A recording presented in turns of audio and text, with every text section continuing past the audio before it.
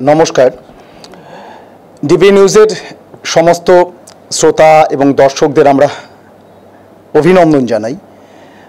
আজকে আমরা এমন একজন ব্যস্ত মানুষের কাছে চলে এসেছি, কলকাতা মিউনিসিপ্যাল কর্পোরেশন বড় 11 চেয়ারম্যান, ভীষণ ব্যস্ত মানুষ, শ্রী তারকেশ্বর চক্রবর্তী মহাশয়। তো তার কাছ থেকে আমরা সমকালীন সময়ের যে কথাগুলো, রাজনীতি আছে, করোনা আছে, অর্থনীতি আছে, এগিয়ে যাওয়া, পিছিয়ে যাওয়া, সবটাই গল্প ছলে একটু তুলে ধরার আমরা চেষ্টা করব। ডিবি নিউজের আপনাকে আমরা স্বাগতম জানাই মাননীয় চক্রবর্তী মহাশয়। আমার প্রথম প্রশ্ন, যে আপনি রাজনীতিতে আসলেন, প্রত্যেকটা শুরুতে একটা শুরু আছে, আপনার রাজনীতিতে আসার শুরুটা আমি একটু জানতে চাই। 1978-এ আমি মাধ্যমিক পাশ করি। তো 1977-এ বামফ্রন্ট সরকার আসে। তো 78-এ যখন আমি সবে স্কুলের গণ্ডি পেরিয়েছি, সেই সময় যখন একটু রাজনৈতিক বুদ্ধি হয়েছে, ইন্দিরা গান্ধীর হেরে যাওয়াটা কিছুতেই মেনে নিতে পারিনি। তখন রাজনৈতিক মতাদর্শ বা নীতি আদর্শ এসবের তখন এত গুরুত্ব ছিল না। তখন আমরা একটা আবেগে পুরো নির্ভর করে ইন্দিরা গান্ধীর হেরে যাওয়াটা আমরা মেনে নিতে পারিনি, এবং খানিকটা ইন্দিরা গান্ধীর উপর মায়া বলেই রাজনীতিতে প্রবেশ, এবং অবশ্যই কংগ্রেসের ছাত্র পরিষদ দিয়ে আমার রাজনৈতিক জীবন, ছাত্র রাজনীতি দিয়ে শুরু 1978 থেকে, 1978 সাল থেকে। সেই 78 সালে পথ চলা শুরু তারকেশ্বর চক্রবর্তী, আর একটা অতি সামান্য একটা সদস্য ছাত্র পরিষদের। আর আজকের তারকেশ্বর চক্রবর্তী হচ্ছে এই অঞ্চলে বটবৃক্ষের মতো, মানুষের অভিভাবক, প্রচন্ড ভরসা করেন, প্রত্যাশা করেন। এই ভাবনাটা কি ছিল যে আমি রাজনীতি করব, এই জায়গাটায় আসবো, এরকম কোনো স্বপ্ন দেখতেন, চিন্তা করতেন? স্বপ্ন তো একটা থাকেই, কারণ যে কোনো বিষয় মানুষের একটা চলার পথে স্বপ্ন থাকে। কেউ চাকরি করে, তার একটা স্বপ্ন থাকে, কেউ রাজনীতি করে, তার একটা স্বপ্ন থাকে, কেউ ব্যবসা করে, তার একটা স্বপ্ন থাকে। তো রাজনীতি করতে করতে, রাজনীতি তো আর ব্যবসা বা চাকরি করার জায়গা নয়, কিন্তু রাজনীতি করতে করতে যেটা সবচেয়ে বেশি উপলব্ধি করেছি, যে পটভূমিতে দাঁড়িয়ে সরাসরি মানুষের সাথে যোগাযোগ করা যায়। এবং সেই ক্ষেত্রে তখন আমরা চিন্তা করেছিলাম যে রাজনীতি করে, মানুষের সাথে সরাসরি যোগাযোগ করে মানব কল্যাণে কিছু কাজ করা যায়। খানিকটা সেই ইন্টারেস্ট থেকেই রাজনীতিতে আস্তে আস্তে এগিয়ে চলা, এবং পরবর্তীকালে বহু আন্দোলন করেছি, বহু মার খেয়েছি বিরোধী রাজনৈতিক দলের কাছে, বাড়ি ছাড়া ছিলাম। যখন আমি হায়ার সেকেন্ডারি পড়ি, হায়ার সেকেন্ডারি থেকে জাস্ট আমি যখন কলেজে ঢুকছি, সেই সময় আমি বাড়ি ছাড়া ছিলাম। এবং 1978-এ প্রথম বঙ্গবাসী কলেজে আমরা ছাত্র পরিষদ, ছাত্র ইউনিয়ন দখল করি। আমি নির্বাচনের মাধ্যমে ছাত্র পরিষদ ইউনিয়ন হয়। ওই বাম জমানায় দোর্দণ্ড প্রতাপশালী সমস্ত রাজনৈতিক দলের নেতা কর্মীদের মাঝে দাঁড়িয়ে আমরা তখন কতিপয় ছেলে বঙ্গবাসী কলেজের আমরা ছাত্র সংসদ দখল করি। তখন আমি যা রাজনীতি চাই, আমি যেটা চাই, আমার চাওয়াটাকে মর্যাদা দেওয়ার একটা সুরক্ষিত বেড়া ছিল। নিশ্চয়ই ছিল, এবং তখন আনন্দও ছিল, এবং সেই রাজনৈতিক আনন্দ একটা অন্যরকম অনুভূতি ছিল। তখন ইয়াং ব্লাড, এবং যে কোনো বিষয়ে ঝাঁপিয়ে পড়া, কাজে এগিয়ে যাওয়া, একটা মানসিকতা। আমি এই প্রসঙ্গ ধরে যাব। আপনার কি মনে হয় যে রাজনীতি করতে গেলে আমি অসম্ভব ভালো ছাত্র, আমার অনেক টাকা পয়সা আছে, আমি ভীষণ ভালো বলতে পারি, নাকি অন্য কিছু একটা পাসওয়ার্ড আছে রাজনীতিতে আসতে গেলে? সত্যিকারের রাজনীতিতে মানুষকে ভালোবেসে আসতে গেলে পাসওয়ার্ডটা কি? পাসওয়ার্ড রাজনীতিতে ভালো জায়গায় আসতে গেলে আমার যেটা মনে হয়, আমি যে করে এসেছি, আমার ব্যক্তিগত মত, সেটা হচ্ছে মানুষের কথা ধৈর্য ধরে শোনা, সেটাকে সলভ করা এবং সততা, নিষ্ঠা এবং আইডিওলজি, ফিলোসফিকে মেনটেন করে চলা, এটা রাজনীতিতে ওপরে ওঠার একটা বিরাট সিঁড়ি বলা। সততা, নিষ্ঠা, আমি যেদিকেই যাই না কেন সততা নিষ্ঠাটা দরকার, নাহলে খুব বেশি দিন টিকে থাকা যায়, আসা যায় কিন্তু টিকে থাকা যায় না। আচ্ছা, আপনার মনে হচ্ছে একাল মানে সেকাল আর একালে একই রয়েছে এই পাসওয়ার্ডটা, নাকি কিছু পরিবর্তন হয়েছে? পরিবর্তন হয়েছে অনেকটা, যেটা আপনাদের মতো রাজনীতিবিদদের কাছে কাঙ্ক্ষিত। সেটা কাঙ্ক্ষিত, কারণ আপনারা রাজনীতিটা এসেছেন সমষ্টিগত স্বার্থের জন্য, একদম ব্যক্তিগত, একদম সমষ্টিগত স্বার্থ এবং সমষ্টিগত উন্নয়নের কথা। সমষ্টিগত উন্নয়ন। আচ্ছা, এই প্রসঙ্গে একটা কথা বলি।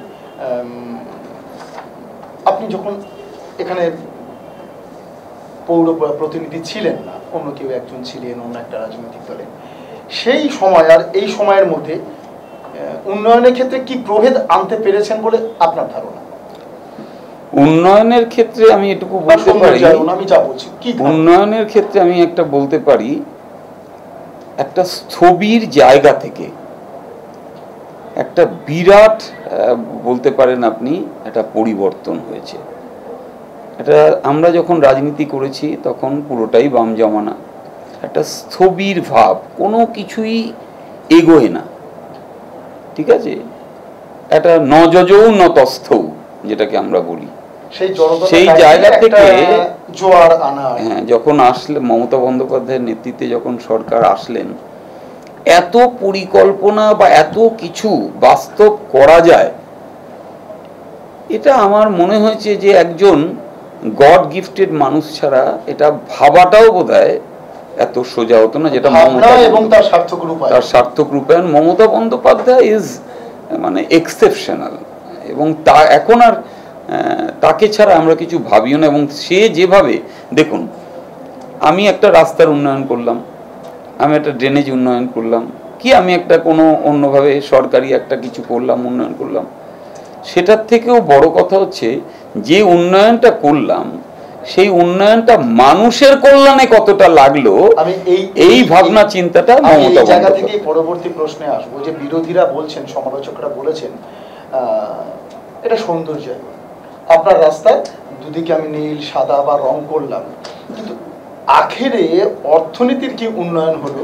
আখেরে মানুষ, আমি চাকরি বলবো না, কাজ কতটা পেল? এটা জাস্ট উপরে উপরে রং করে দেওয়া, সৌন্দর্য না, সাজিয়ে দিলাম। আমার ঘরে পেট নেই, মানে ঘরে ভাত নেই, আমার বউকে ফেসিয়াল করে দিয়ে আসলাম। বিরোধীরা সমালোচনা করছেন, সত্যি সত্যি এটা কি না? দেখুন, একটা কথা বলি, একটা 34 বছর ধরে একটা রাজনৈতিক দল না করেছে এমনি উন্নয়ন, না করেছে সামাজিক উন্নয়ন। কন্যাশ্রী কি সৌন্দর্যায়ন? রূপশ্রী কি সৌন্দর্যায়ন? যেসব পরিকল্পনা মমতা বন্দ্যোপাধ্যায় নিয়েছেন মানব কল্যাণে, এটা কি সৌন্দর্যায়ন?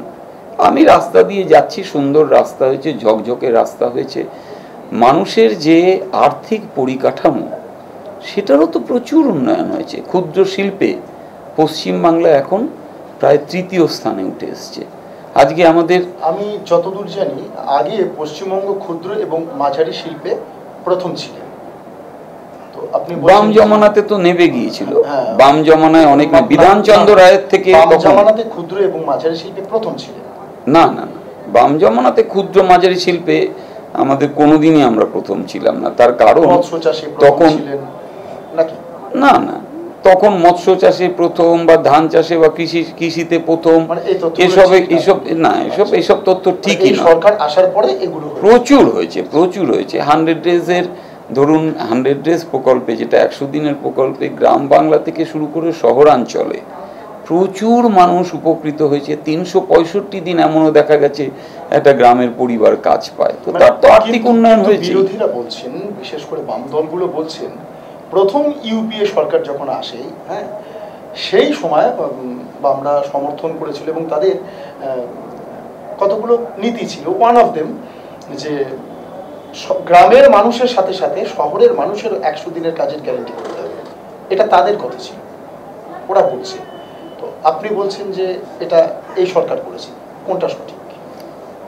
বামেদের যদি এটা কথা থেকে প্রথম ইউপিএ সরকারের সময়, বামেদের প্রথম ইউপিএ গভর্নমেন্টে 2005 থেকে 2010 প্রায় 14 কোটি টাকা, এই যে বামেরা বলছি না যে শহরাঞ্চলের সাথেও গ্রামাঞ্চলের সাথে শহরাঞ্চলেও শহুরে রোজগার যোজনা বা এইসব 100 ডেজ প্রকল্প আমাদের দাবি ছিল। তাহলে যদি দাবি থেকেই থাকে তাহলে ইউপিএ গভর্নমেন্টে 2005 সালের 14 কোটি টাকা এনে বিকাশ ভট্টাচার্য কেন টাকাটা ফেলে রেখেছিলেন, যেটা আমরা পরবর্তীকালে 2010 সালে আমরা যখন কলকাতা কর্পোরেশন ক্ষমতায় আসি তখন সেটা আমরা শহুরি রোজগার যোজনা প্রকল্পে আমরা সেটাকে ব্যবহার করলাম। তাহলে বামেরা চেয়েছিলেন টাকাটা আসলো, কিন্তু যেভাবে ব্যবহার করা উচিত ছিল সেভাবে আপনারা ব্যবহার করেন। হ্যাঁ, আমরা ব্যবহার করেছি, এইটা হচ্ছে বললেন আপনি। হ্যাঁ, আমরা ব্যবহার করেছি। আমি আপনি যখন এখানে বড় চেয়ারম্যান, আপনি সবার চেয়ারম্যান, বিরোধীদের সঙ্গে কিরকম সম্পর্ক থাকা উচিত বলে আপনার মনে হয়? সবসময় ভালো সম্পর্ক থাকা উচিত। মানে উন্নয়ন মানে আপনি যেরকম একটা দিক, আপনার বিরোধী যিনি রাজনীতি করছেন এক্স ওয়াই জেড যে কোনো একটা রাজনীতি করে, তার সঙ্গে একটা সৌভ্রাতৃত্ববোধ। নিশ্চয়ই সৌভ্রাতৃত্ববোধই শুধু নয়, বিরোধীদের সমালোচনা শোনবার মতো আমাদের প্রয়োজন আছে। তার কারণ গণতন্ত্রে বলে যে সরকারের ফাঁক ফোকর বিরোধীরা সমস্ত দেখিয়ে দেয়, কিন্তু সেই বিরোধী রাজনৈতিক দল তো এখন নেই। এখন যে বিরোধী রাজনৈতিক দলেরা এসছে, বাম বলুন, কংগ্রেস বলুন, বিজেপি বলুন, এদের যে সমালোচনা, এই সমালোচনাটা কোনো সমালোচনাই নয়। সমালোচনা কারা করে? যারা সুস্থ রাজনীতি করে তাদের সমালোচনাটায় কান দেওয়া যায়। ধরুন বলে নাচতে না জানলে উঠান বেকা, বাংলায় একটা কথা আছে, প্রবাদ বাক্য আছে। ওদের অবস্থা হচ্ছে তাই, ওরা ভালোটাকেও মন্দ বলে, মন্দটাকেও মন্দ বলে, মন্দ বলতে হবে তাই মন্দ বলা, বলার জন্য বলা। গঠনমূলক সমালোচনা একদম নেই। আমি অ্যাসেম্বলিতেও দেখেছি, আমি বিভিন্ন বামেদের বক্তৃতাও শুনি বিভিন্নভাবেই, এবং বিতর্কগুলোও শুনি, যে বিতর্কে দেখা যায় যে কোনো সারবত্তা নেই। এই জায়গাটা আমার ঠিক ভালো লাগে না, এটা আমার ব্যক্তিগত মত আর কি। আমার মনে হয় মানে যে কোনো বিরোধী রাজনৈতিক দল গঠনমূলক সমালোচনা করবে, যে জায়গায় আমার ফাঁক ফোকর আছে আমি সেগুলোকে নিশ্চয়ই সেগুলোকে বোঝাবার চেষ্টা করব। আচ্ছা, আমরা এবার এই একটু বৃহত্তর পরিসরে আমরা যাব। ধরুন আগামী দিনে তো লোকসভা, বিধানসভা ভোট আর কমাস বাকি।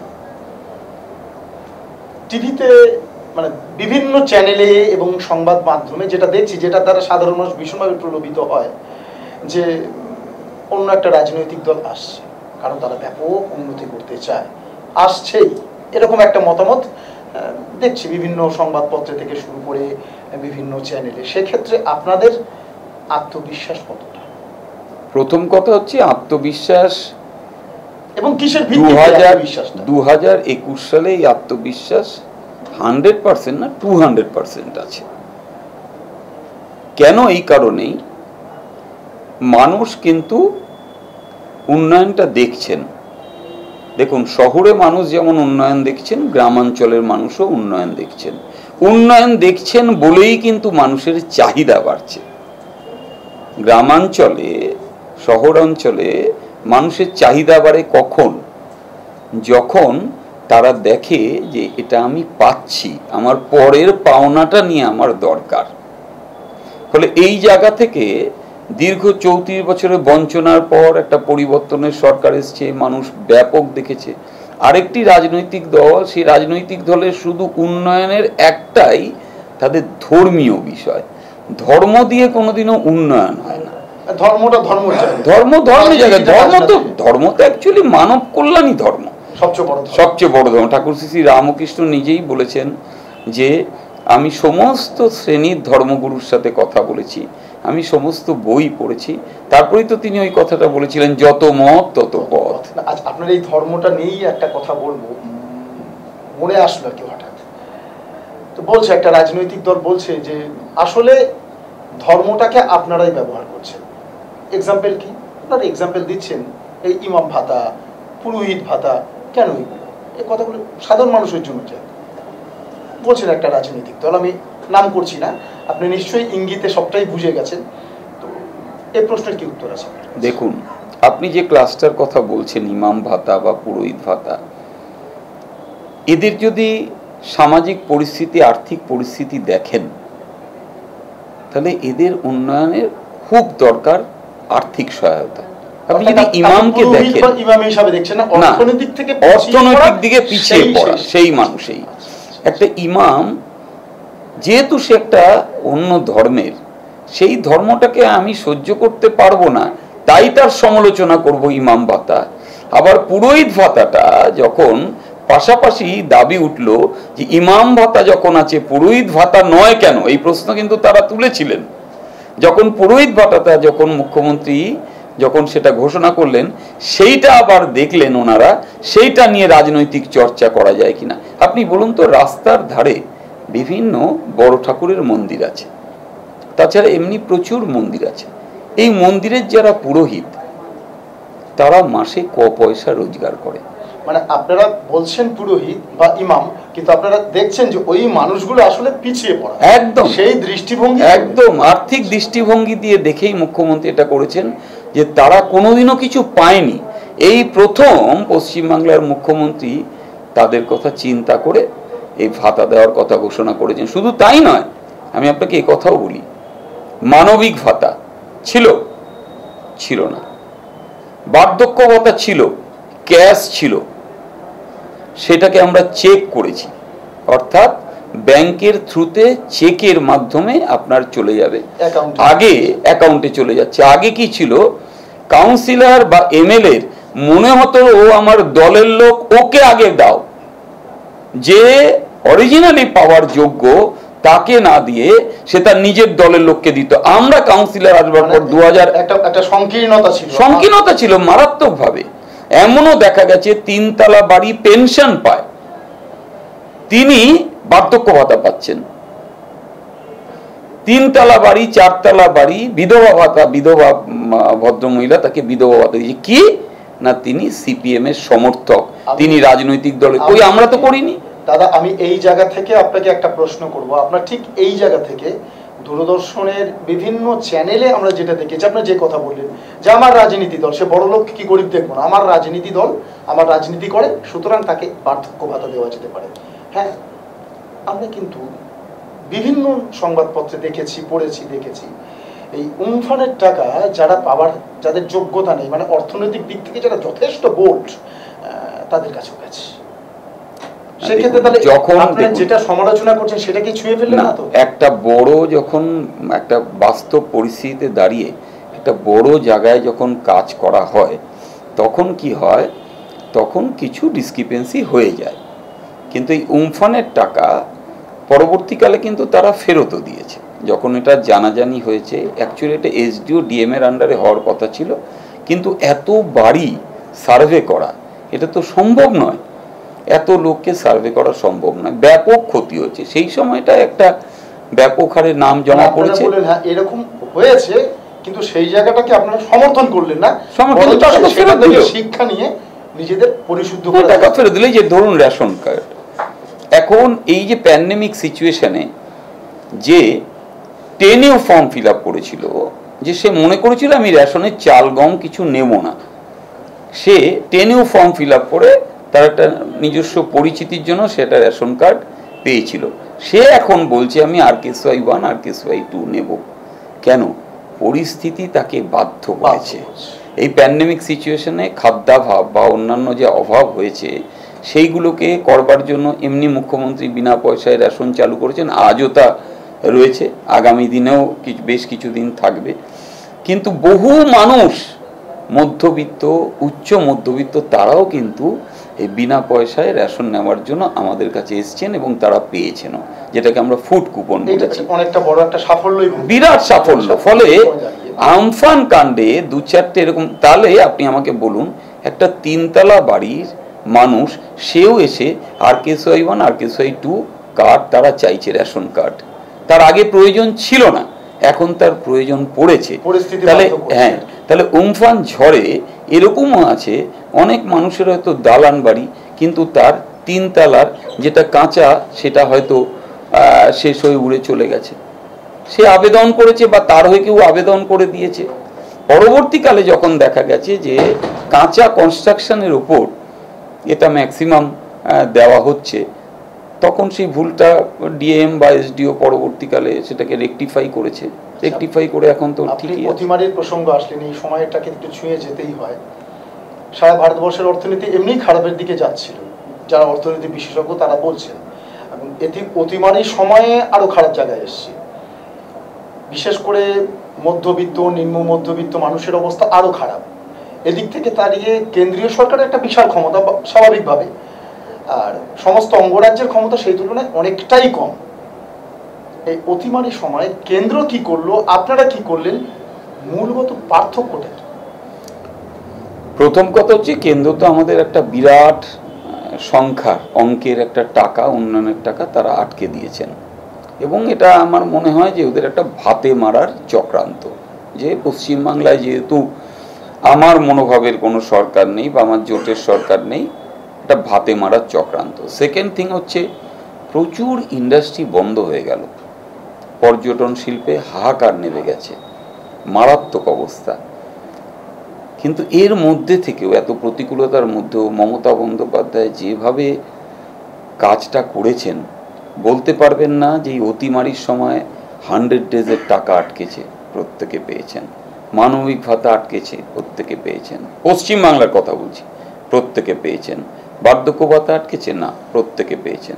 যত রকম ভাতা মমতা বন্দ্যোপাধ্যায় কিন্তু চালু রেখেছেন। অসম্ভব অর্থনৈতিক প্রতিবন্ধকতা মানুষগুলোকে যতটা বেশি সংখ্যক সত্ত্বেও সহায়তা দেওয়া যায়। সহায়তা কেন্দ্রের সরকার কি করলো?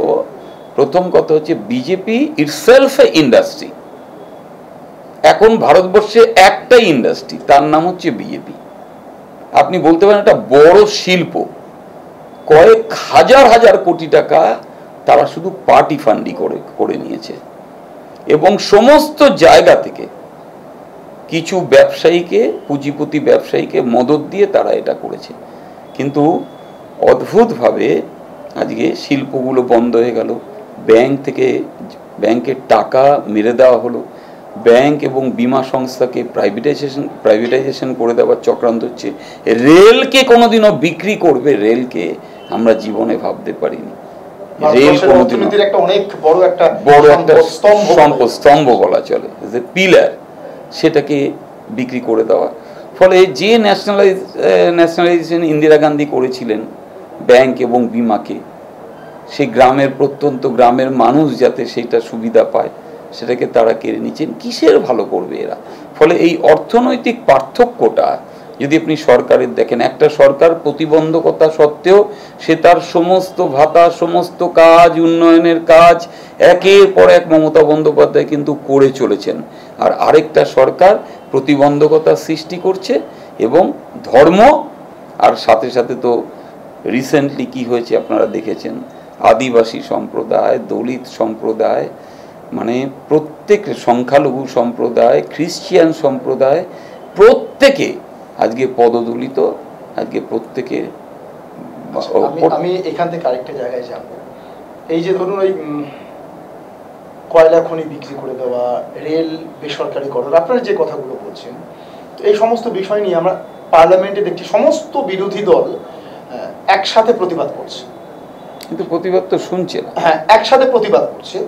তো সেক্ষেত্রে বিজেপির অনেক নেতা মুচকি হেসে বলছেন যে আপনারা বাম, কংগ্রেস, তৃণমূল একসাথে প্রতিবাদ করছে। ওনারা বলছে এটা আসলে লোক দেখানো। দিল্লিতে নাকি কুস্তি, মানে দিল্লিতে নাকি দোস্তি, আর বাংলায় কুস্তি। সত্যি এটা কি? এটা নিয়ে আপনার কি বলা আছে? রাজনীতিতে মানুষ বলবে, নো ডাউট, এই ব্যাপারে তো কিছু বলা নেই। তার কথা বলার বলছে, দিল্লিতে যদি আমাদের দোস্তি হতোই, তাহলে আজও পর্যন্ত যদি আপনি রেকর্ড ঘাটেন, পার্লামেন্টের সবচেয়ে বড় প্রতিবাদী কণ্ঠস্বরের নাম হচ্ছে তৃণমূল কংগ্রেস। এবং তৃণমূল কংগ্রেস আপনি দেখে থাকবেন, যদি দিল্লিতে দোস্তি হতো, তাহলে মোদী সরকারের এই সমস্ত কিছু অন্যায় অবিচার, এটা নিয়ে তৃণমূল প্রতিবাদ করতো না। এবং যে প্রতিবাদে করতে গিয়ে আজকে ডেরেক ওব্রায়ন সহ, মমতাবালা ঠাকুর সহ এবং প্রতিমা মণ্ডল সহ, যাদের বিজেপির পুলিশের হাতে, পোষা পুলিশ গুন্ডার হাতে বেধড়ক মার খেতে হয়েছে। আপনার সাথে যদি আমার দোস্তি থাকে তাহলে তো আপনাকে আমি যেভাবে বাঁচাবো, আপনাকে তো বাঁচাবো, কোনো না কোনোভাবে ইনডাইরেক্ট ওয়েতে বাঁচাবো, আপনাকে আমি মারবো? তো এগুলো যারা বলছে অ্যাকচুয়ালি দোস্তির সংজ্ঞাটা তারা অনেক বেশি জানে। অটল বিহারী বাজপেয়ীর সাথে জ্যোতিবাবুর বিশ্বনাথ প্রতাপ সিংয়ের হাত তুলে দাঁড়ানোটা জানে এবং কতভাবে বিপদে ফেলা যায় সবই জানে। না, সেদিক থেকে নিয়ে আমি তাহলে একটা কথা বলবো, সেটা আমাদের প্রাক্তন প্রধানমন্ত্রী এসেছিলেন মমতা বন্দ্যোপাধ্যায়ের বাড়িতে মালপোয়া খাওয়ানো, একটা সৌজন্যতা থাকে, সে তো রাজনৈতিক সৌজন্যতা অবশ্যই থাকে, একটা সংস্কৃতি বলা চলে। আচ্ছা, আমি অনেকটা শেষের দিকে এসেছি। আগামী দিনে 2021-এ নির্বাচন, আপনারা ক্ষমতায় আসলে সবটাই আপনার চাওয়ার উপরে নির্ভর করবে না, আপনাদের চাওয়ার উপর নির্ভর করবে না। বিরোধী হিসাবে আপনি কাকে চাইবেন বা কাদের চাইবেন, কাকে বা কাদের চাইবেন? বিরোধী হিসেবে আমরা ধর্মনিরপেক্ষ শক্তিকে চাইব। সরকারে যেমন ধর্মনিরপেক্ষ শক্তি থাকবে, আমরা বিরোধী হিসেবেও ধর্মনিরপেক্ষ শক্তিকে চাই। রাজনীতির ক্ষেত্রে অনেকটা পার্থক্য থাকতে পারে, কিন্তু ধর্মনিরপেক্ষতাকে আপনার প্রাধান্য দেবো, সবসময় প্রাধান্য দেবো। আমরা একেবারে শেষের দিকে এসেছি। এই যে এত মানুষের কথা হয় বা আপনি হেসে শুনছেন, আমি শুনছিলাম ওইখানে, নিজের তো একটা সংসার আছে, একটা ব্যক্তিগত জীবন আছে, আর তারপর একটা বৃহত্তর জীবন, কি করে মেলান, কি করে পারেন?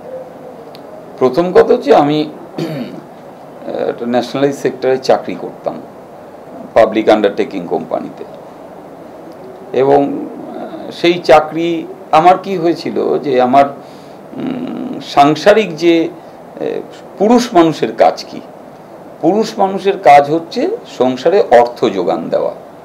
তো আমি যেহেতু পিইউসি কোম্পানিতে কাজ করতাম, আমি একটা দিনের একটা সময় অফিস করতাম, 10টা থেকে 5টা অবধি অফিস করতাম, ফলে আমার একটা রোজগার আসতো, আমি আমার সংসারে দিয়ে খালাস। মানে আপনার ওইটুকুনি দায়িত্ব, আমার ওইটুকু দায়িত্ব, সংসারের অর্থমন্ত্রীর যা দায়িত্ব, একটা অর্থমন্ত্রীর দায়িত্ব আমি পালন করতাম, আমার মিসেসকে আমি দিয়ে দিতাম।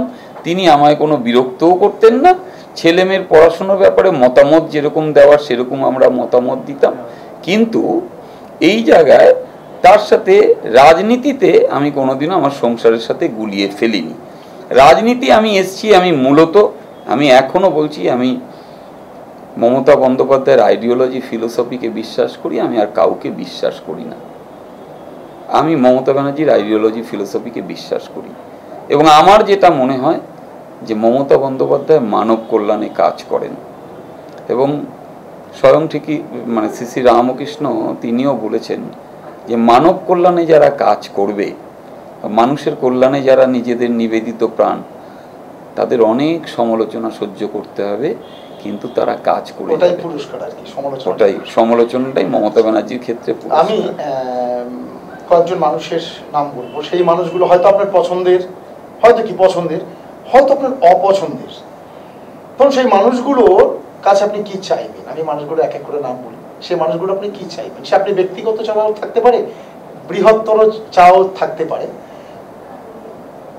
ধরুন মমতা বন্দ্যোপাধ্যায়, আপনি কি চাইবেন? আমি চাইবো দিদি সুস্থ থাক, দিদির শরীর ভালো থাক, দিদি যেরকম আমাদের এগিয়ে নিয়ে যাচ্ছে আমাদের বাংলাকে তথা সমস্ত মানুষেরকে নেতৃত্ব দিয়ে যেমন এগিয়ে নিয়ে যায়, দিদি এইখানেই থাকুক, এইভাবেই চলুক, এটাই তার কাছে আমার চাওয়া। আচ্ছা, এবার ধরুন এরকম একটা মানুষ, হয়তো শুনলে একটু রাগ আসবে মাথায় একটু, আমি তবুও নামটা বলছি, সাংবাদিকতার স্বার্থে বলতে হয়, মুকুল রায়, আপনি কি চাইবেন? নেই, তার কারণ রাজনৈতিকভাবে এক সময় সহকর্মী, সহযোদ্ধা, দ্বিতীয় মানুষ, সবই ঠিক আছে, সহযোদ্ধা একসাথে একটা সময় আমরা সকলে মিলেই কাজ করেছি, অনেক আন্দোলন ফান্দোলনও করেছি, আমাদের নেতা ছিলেন। কিন্তু একটা জিনিস জানবেন, আইডিওলজি ফিলোসফির ফারাক যেখানে হয়ে যায়, যেখানে নীতি আদর্শের ফারাক যেখানে হয়ে যায়, তার কাছে আর কিছু চাওয়ার থাকে না, সেই চাওয়াটা আমি চাই না। আচ্ছা, আরেকটা, আমি অনেকটা উঁচুতে চলে যাচ্ছি, নরেন্দ্র মোদী, আপনি কি চাইবেন? প্রথম কথা হচ্ছে তার কাছে কোনো প্রত্যাশাই নেই, আমি চাইবো তিনি যত তাড়াতাড়ি চলে যান তত তাড়াতাড়ি রাজনীতির মসনদ থেকে বিদায় নেন। যত তাড়াতাড়ি তিনি চলে যাবেন তত তাড়াতাড়ি মঙ্গল, ভারতবর্ষের মানুষের মঙ্গল, আপামর জনসাধারণের মঙ্গল। আমি ভগবানের কাছে, ঈশ্বরের কাছে সেই কামনাই করব যে যে মানুষের মঙ্গল চায় না, যে মানুষের মঙ্গলে কাজ করে না, সে তাড়াতাড়ি চলে যাওয়াই ভালো। আরেকটা মানুষের নাম বলবো, হয়তো আপনার একটু কিরকম কিরকম মনে হবে, তো ওই মানুষটা বলে, সেই মানুষটার কাছে আপনি কি চাইবেন? মানুষটার নাম হচ্ছে বুদ্ধদেব ভট্টাচার্য। বুদ্ধদেব ভট্টাচার্যের কাছে তো এখন কিছু আর চাওয়ার নেই, কারণ তার শারীরিক সবটাই তো অর্থ করি না, আপনারা যেটা নিয়ে এসে একটা পার্থিব সম্পত্তি, তার শারীরিক যে অবস্থা, তার কিছু দেওয়ারও নেই, তার কাছে কিছু চাওয়ারও নেই। কি দেবেন উনি? আর উনি তো চান্স পেয়েছিলেন, 10 বছর 12 বছর চান্স পেয়েছিলেন, উনি তো কিছুই দেননি। শুধু নন্দনে বসে সাংস্কৃতিক চর্চা ছাড়া বাংলার মানুষ তো তাকে দেখেছি, তো তার কাছে নতুন করে কি চাইবে? যাকে দেখেছি তার কাছে যিনি কিছু দেননি, তার কাছে আর কি আশা থাকবে? এ তো বরাবরই আমাদের নিরাশ করেছেন। আমার যাদবপুরের বিধায়ক ছিলেন, আমার যাদবপুরেই কিছু দেননি। যাদবপুরের জন্যই বুদ্ধবাবু একটা জিনিস বলতে পারেন না, যাদবপুরের আমি কোনো কিছু করেছি, সেটাই তো দেননি বুদ্ধবাবু। ধরুন মমতা ব্যানার্জি যে কেন্দ্র থেকে জিতেছেন, কিন্তু সেই কেন্দ্রের না তিনি বাংলার, তাকে আপনি সেই কেন্দ্রের মধ্যে আটকে রাখতে পারবেন না। তাহলেও তো একই রকম ভাবে বুদ্ধবাবুর ক্ষেত্রে এই কথাটা বলে, তিনি যাদবপুর থেকে জিতেছেন বটে অবশ্যই, কিন্তু বাংলার ছিলেন। বাংলার থাকলেও দেখুন, তাহলেও তো আজ তাহলে নরেন্দ্র মোদী, আপনি যদি তাই কথা বলেন, তাহলে তিনি বেনারসকে প্রাধান্য দিচ্ছেন কেন? নিজের কেন্দ্রকে তো একটু প্রাধান্য দেবেই, কারণ সেইখানকার মানুষ তো নির্বাচিত করেছে, নির্বাচিত করে তাদের একটা গর্ব যে আমার কেন্দ্রের বিধায়কের নাম মমতা ব্যানার্জি, আমার কেন্দ্রের বিধায়কের নাম বুদ্ধদেব ভট্টাচার্য, আমার কেন্দ্রের পার্লামেন্ট মেম্বারের নাম নরেন্দ্র মোদী। তো সে তো তার একটা এক্সট্রা চাহিদা থাকবেই, সাথে সাথে সারা বাংলার মানুষ, ভারতবর্ষের মানুষের একটা চাহিদা থাকবে। মমতা বন্দ্যোপাধ্যায় যা করছে টোটালটাই তার কনস্টিটিউয়েন্সির জন্য করছে তা নয়, কিন্তু সবার সাথে করতে করতে কিন্তু তার বিধানসভা কেন্দ্রের দিকেও তার নজর আছে, যেটা আমরা বুঝতে পারি। প্রশ্ন আপনাকে করব, একেবারে একদম মনের থেকে বলবো, কিন্তু অনেকে বলেন যে পলিটিশিয়ান যারা, তাদের উপরের কথাটা একরকম থাকে, ভেতরে আসলে অন্য কিছু থাকে। আমি সেই অন্য কিছুটা সরিয়ে রেখে বলছি,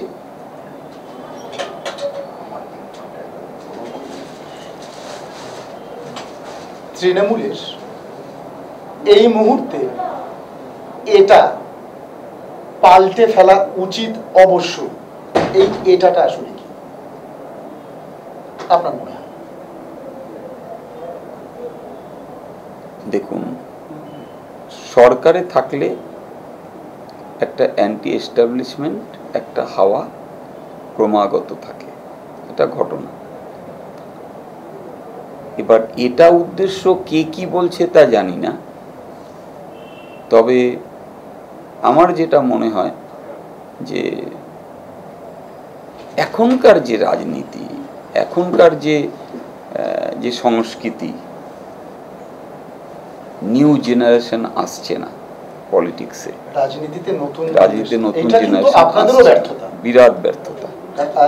এই জায়গাটা তো চিরকাল তারা থাকবে না, আপনার দলেরই একজন নতুন আসবে, বিরাট ব্যর্থতা। আমরা নিউ জেনারেশন আনতে পারছি না, এবং একটা ভালো গ্রুপ অফ জেনারেশন, যেটাকে আমরা রাজনীতিতে আমরা যে কোনোভাবে হোক, আমাদের ব্যর্থতা বলুন, আমাদের বোঝানোর ভুল বলুন, আমাদের চলার পথ বলুন, কোনো না কোনো জায়গায় নিশ্চয়ই, এটা আমার ব্যক্তিগত মত, কোনো না কোনো জায়গায় নিশ্চয়ই আমাদের খামতি আছে, যার জন্য আমরা এটা পারছি না। এটা কিন্তু খামতিটাকে পাল্টে ফেলা উচিত, এবং এটা কিন্তু আগামী দিনে অত্যন্ত খারাপ নিদর্শন। ভালো ছেলে মেয়েরা পলিটিক্সে আসছে না। সবার মা বাবা চাইছে আমার ছেলে ডাক্তার হবে, ইঞ্জিনিয়ার হবে, ফুটবলার হবে, সব হবে, রাজনীতি বাবা মার চাহিদা নয়। আমার বাবা মা কোনোদিনও চায়নি আমি রাজনীতিতে আসি, কিন্তু আমি এসছি। আমার তো নিজের একটা চাহিদা আছে যে আমি মানুষের কল্যাণে কাজ করব, মানুষের ভালো করব, মানুষের জন্য বলবো। এই যে এত মানুষ আসেন আমার কাছে, এ কি এমনি এমনি আসেন? কিছু পান বলে তো আসেন। এই যে সমস্যা নিয়ে আসেন, এই সমস্যার সমাধান করতে পারছি বলেই তো 10 বছর ধরে বড়োতে বলুন, আমার ওয়ার্ড অফিসে বলুন, প্রতিনিয়ত ভিড়। কেন? কারণটা কি? প্রত্যেক মানুষের তো কিছু একটা, তার একটা চাহিদা আছে, সেটা নিয়ে আসেন। আমার একজন ডিভিশনাল ম্যানেজার ছিলেন, তিনি বলেছিলেন যে সবসময় হ্যাঁ সূচক মন নিয়ে চলতে হবে, মানে নেতিবাচক মনোভাবটা পাল্টে ফেলতে হবে, আর নাটাও বলতে হবে হ্যাঁ সূচক। দেখুন, রাজনীতি হচ্ছে ওয়ান অফ দি মার্কেটিং। পরিষ্কার শুনে রাখুন, আমি আমার প্রোডাক্ট, আমার নীতি আদর্শ মানুষের কাছে আমি তুলে ধরব।